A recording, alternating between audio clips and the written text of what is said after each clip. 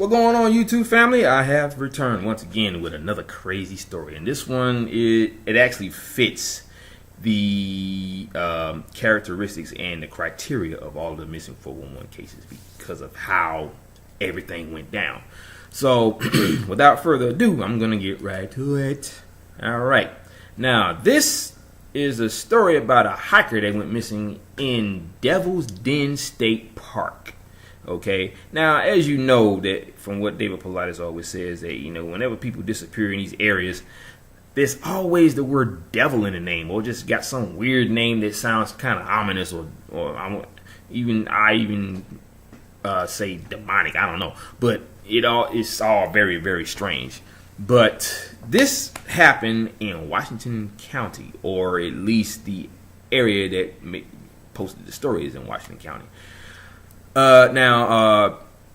It's, I guess the station is called KFSM, and it was saying that rescue crews are searching for a man who went missing while hiking at Devil's Den State Park on Sunday, August 27th. Now, this man that disappeared, his name is Rodney Letterman, 33 years old, of Bartlesville, Oklahoma.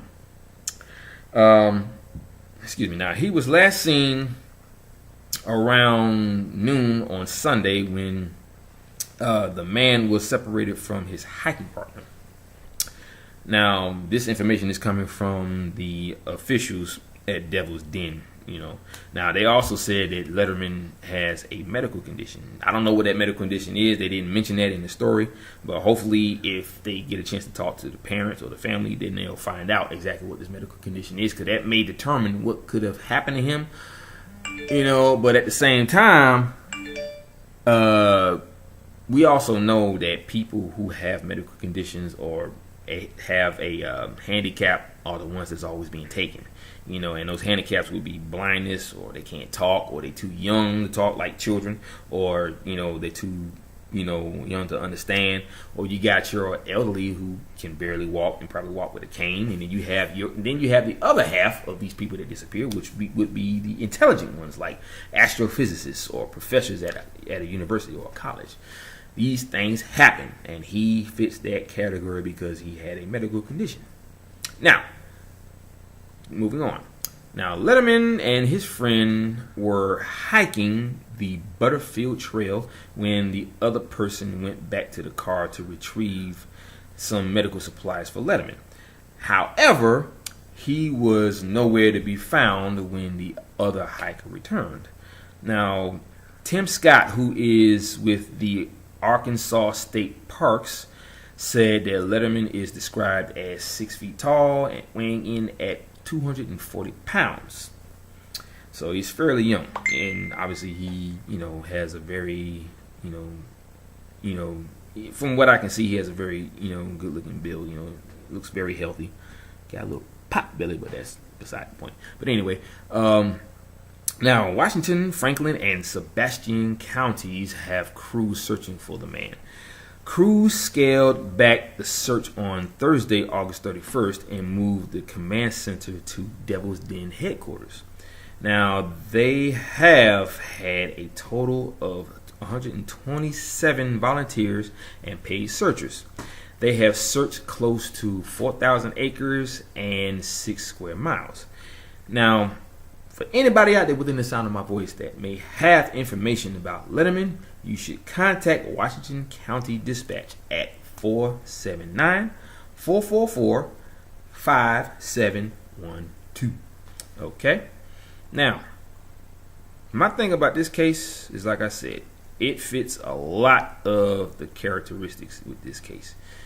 The fact that he had a medical condition is something that happens with a lot of people who disappear in national parks, national forests, or in your urban areas.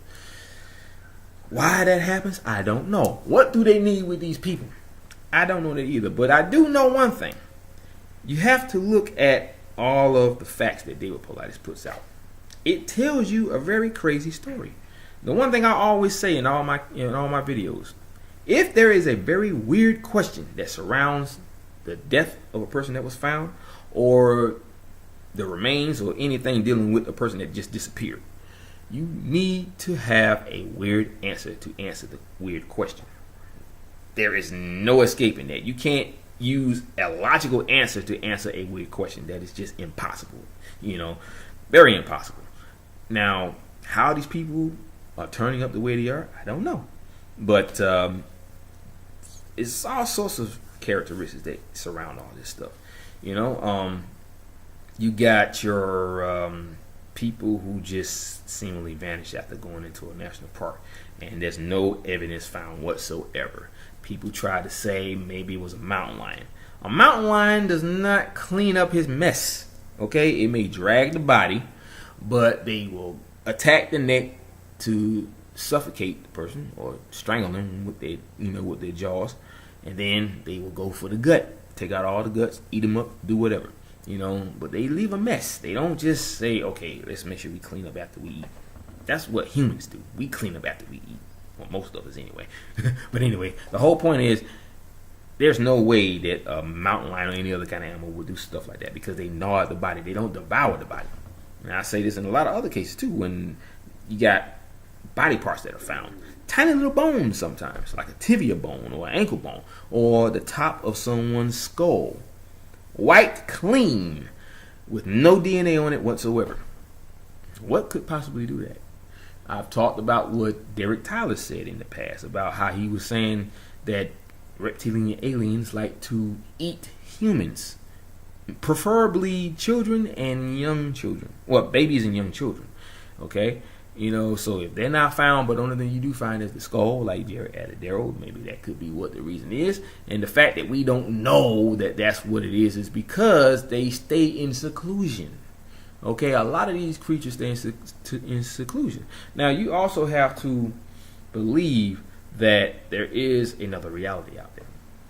And this reality consists of all these creatures that we know so much about, like Dogman, reptilian aliens. You got the Chupacabra. You got the Jersey Devil, Mothman. Bigfoot of all creatures. All these creatures exist in this timeline, in this reality, but they come from another dimension. People don't never see that happening because they're always very good at hiding themselves. Same thing with Bigfoots. Bigfoots, you would think, are nocturnal, but they're not. They walk around during the day, and they also walk around during the night. But at the same time, you have to believe that there is a reality out there that we're not aware of. Okay, I told you before that this planet has a secret origin and a secret background that we know nothing about. Okay, why are they keeping it from us? I don't know. We live here, so we should know, I would imagine. But for some reason, they don't want to tell us. And they would rather keep it a secret and throw all of this so-called fake reality in our faces to make us believe what they want us to believe. Okay, the minute we look at a story about that, the first thing we're going to say is, oh, that can't be real. That's just a story. Somebody made that up. But think about it. Where did the story come from? I'm not saying that they're not capable of coming up with these ideas. I'm not saying that.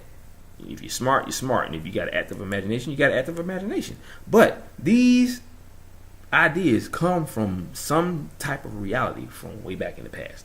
Somebody had to have seen it. And the story about what they saw was passed down from generation to generation of humans. Okay? It was like a story that got probably told over so many times that by the time it got to this point in time, okay, then we just think it's a story. Like the werewolf. People didn't really know too much about the werewolf until that very first movie came out back in the early 30s about the werewolf. And that was your typical werewolf where, it didn't look like the ones we see today with the long snout and the high water feet, where it stands up and it kind of bends a little bit at the ankle or whatever, or at the knee. Is basically just what people think is a story that probably was told more times in England or London than it was here. Like Werewolf in London, which is depicted from earlier times when that first movie came out back in the early 30s. So, like I said, these ideas, these stories had to have come from some reality way back in the past. And it was probably recorded by someone that actually saw these things, or they may even saw this thing come through some sort of dimensional portal where it just looked like it just faded into reality from nothing, like it just walked out of an invisible wall or something like that, or an invisible door. Who knows? But these ideas had to have come from something, something that is real. So for people to just instantly believe that it's just a story or it's a fairy tale or folklore, folkloric stories are based on reality and true events, to me personally, because I have seen a lot of things, in my time that would be looked at as a story, like UFOs or ghosts and stuff. Some people still don't even believe in ghosts. They think that it's just a figment of your imagination or whatever, or they think they were seeing things or they were hallucinating. That's not the case, people. But all I'm saying is, it is what it is. But that's it on this video. I gotta go because I gotta get ready for work. Oh, and to one of my viewers, I want to make sure I get this in because he wanted me to look up some names that some people that disappeared in Argentina. This one goes out to Lefritax on YouTube. You told me to look up Maria Cash and Sofia Herrera, and I will be doing that. I'll try and make I'll sometime this week because I'm going to be out and I'm going to be having fun with friends and family because of the Labor Day and all this. So I'll be off for a whole week from my job. So I will make provisions to look up these women and make a video about it sometime within the next week. Okay, so while I'm off, I'll have plenty of time to do that, and I will do that. That video is going to be for you, my friend. I want to let you know I didn't forget. It's just I've been real busy with working and all these other videos that I already had, lined up to put up here, including the interviews and everything. So, like I said, I am going to do that. This one's going to be for you, so no fret. And to all my other viewers and subscribers, thank you very, very much. I love you guys for doing what you're doing, to get the word out there, sharing the videos and all that stuff. And I can tell you right now, there is more to come. I can guarantee you that there's going to be more videos, more interviews, hopefully in the near future, and there will be more truth coming out with people who are coming forward with what they experienced in national parks or even with UFOs or Bigfoot, whatever. Those will be the topics of my shows, from now on, along with the missing 411 cases, because the word paranormal has so many different levels. Okay, it stretches out in all directions, so it doesn't have to always be about people who disappear in national parks. You got all this other stuff that happened that's really strange that we can't seem to explain. So that will be the focus of my channel from now on. I'm still going to be talking about a big portion of the missing 411 cases, guaranteed. But I'm also going to add all this other stuff to broaden the horizons in my channel and hopefully bring in more viewers and bring in more people who want to talk about what they experience. So if you guys are one of them people, you know how to find me. Hit me up. You'll see my my email in the description box below. And you send me an email with your phone number. I will call you. We will set up something, and we will let the world know what really happens out there. Okay. So, without further ado, I gotta go. I gotta get ready for work. It's almost time for me to walk out the door. Anyway, so you know how I do it at the end of my videos every time. At the end, aloha, mahalo, and ahuiho. Peace out, guys. Have a great day.